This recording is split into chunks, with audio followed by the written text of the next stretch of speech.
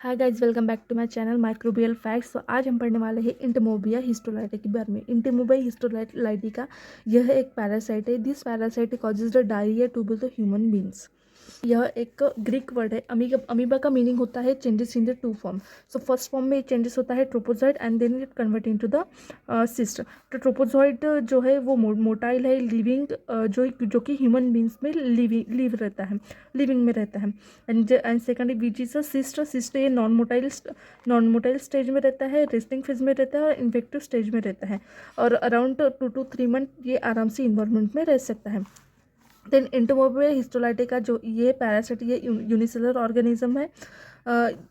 Around जितने ही infection होते हैं वर्ल्ड में, तो अराउंड 10 and 12% इन्फेक्शन ये इंटोमोबिया हिस्टोलाइटिका कॉजेस कर सकता है। इंटोमोबिया हिस्टोलाइटिका फॉर डिस्कवर किया था 1875 में। जब भी ह्यूमन कंटामिनेटेड फूड और वाटर को ड्रिंक करता है, उस कंटामिनेटेड फूड और वाटर में अगर इंटरमोबिया हिस्टोलाइटिका के सिस्ट प्रेजेंट रहते हैं, तभी यह डिसीज हो सकता है। जब ये सिस्टम इन्वायरमेंट में अराउंड 3 मंथ में इन्वायरमेंट में रह सकता है। तो जो contaminated food and water, this cyst जो है वो ह्यूमन बॉडी के अंदर ट्रांसफर हो जाएगा। When this cyst are travel through the human gastrointestinal track. जब भी ये गैस्ट्रोइंटेस्टाइनल में ट्रैक में पहुंचेगा, तभी ये इन्फेक्शन कॉज कर सकता है। सिस्ट जो है वो ट्रैवल करता है through the mouth, through the food pipe, stomach, small intestine, large intestine, throughout the rectum and wills leave the body. When this cyst enter into body, जब ये सिस्ट बॉडी में inter हो सकता है, तभी ये नॉन मोटाइल फेज में रहता है। जब ये सिस्ट ह्यूमन स्टमक का क्रॉस करता है, तभी एक सिस्ट का कन्वर्शन होता है 8 नंबर ऑफ ट्रोपोजाइट्स में। And this trophozoite is in mobile phase में रहता है ये व्हेन दिस ट्रोपोजाइट रीचेस, जब ये trophozoite small intestine and large intestine में पहुंचता है, ट्रैवल करता है, तभी ये ट्रोपोजाइट क्या है, थ्रू द बाइनरी फ्यूजन बहुत सारे नंबर ऑफ में ट्रोपोजाइट बहुत सारे नंबर ट्रोपोजाइट बनाता है।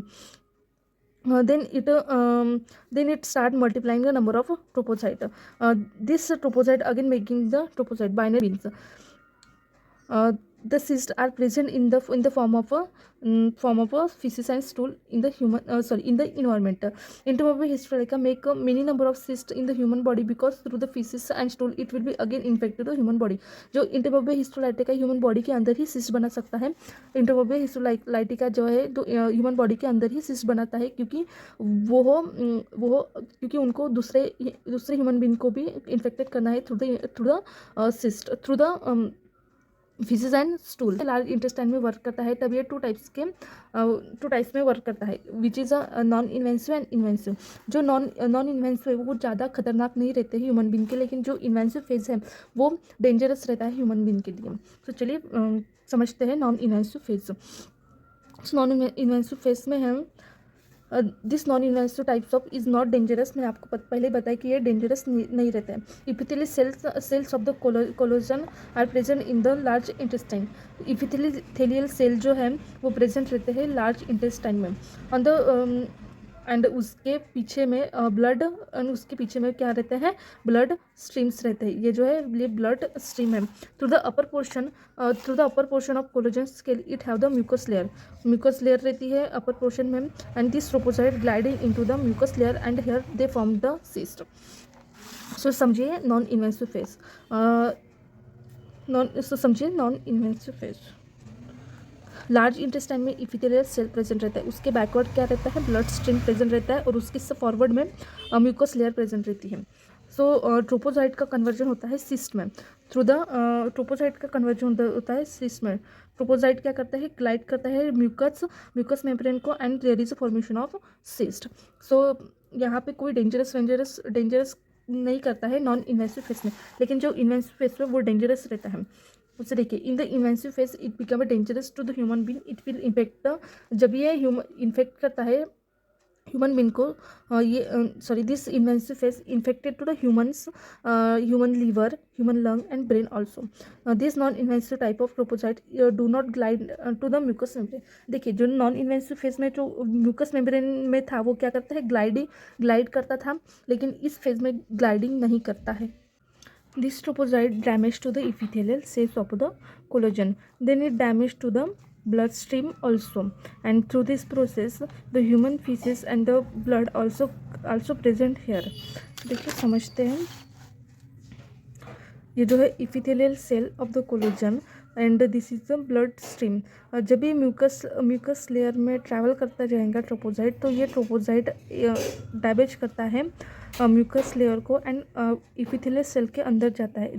जब ये एक ट्रोपोसाइट गया है तो बहुत सारे ट्रोपोसाइट डैमेज हो सकते हैं and this invasive parasite causes the infection to the human liver, lungs and brain also.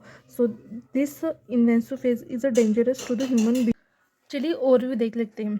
जब भी कंटामिनेटेड फूड एंड वाटर में इंटरमोबिया हिस्टोलाइटा के सिस्ट प्रेजेंट रहेंगे, through the contaminated food and water जो सिस्ट है ह्यूमन बॉडी के अंदर जाएगा. ह्यूमन सिस्ट जो है तो ह्यूमन बॉडी के माउथ फूड पाइप में ट्रैवल करते हुए जब भी ये स्टमक के पास पहुंचेगा तभी एक सिस्ट का कन्वर्जन होगा 8 ट्रोपोसाइट्स में.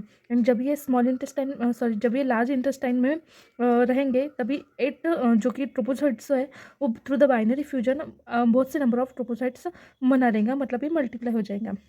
जब ये लार्ज इंटेस्टाइन में वर्क 2 फेजेस पे वर्क करता है, which is invasive phase and non invasive phase.